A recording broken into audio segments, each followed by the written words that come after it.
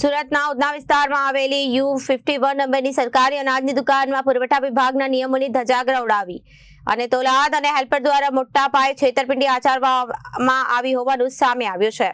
પુરવઠા વિભાગે દુકાન પર દરોડા પાડીને 7.24 લાખની ગેરરીતિ પકડી પાડી હતી। સુરતના ઉધના વિસ્તારમાં આવેલી U51 નંબરની સરકારી અનાજની દુકાનમાં પુરવઠા વિભાગના નિયમોની ધજાગરા ઉડાવી છે।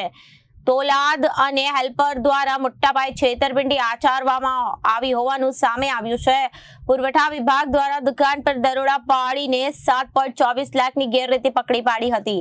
આ મામલે પુરવઠા વિભાગે દુકાનના સંચાલક અલ્પેશ મનહર સોની અને તોલાદ સુનિલ શ્યામલાલ સુયલ વિરુદ્ધ પાંડેસરા પોલીસ સ્ટેશનમાં છેતરપિંડીની ફરિયાદ નોંધાવી છે। તપાસમાં બહાર આવ્યું છે કે સંચાલક અલ્પેશ સોની છેલ્લા 2 મહિનાથી કેનેડામાં હોવા છતાં તોલાદ સુનિલે તેની નકલી ફિંગરપ્રિન્ટનો ઉપયોગ કરીને સરકારી સોફ્ટવેરમાં લોગિન કરતો હતો અને ગ્રાહકોને અનાજ આપવાના બદલે મોટા પ્રમાણમાં અનાજનો જથ્થો સગેવગે કરી દીધો હતો।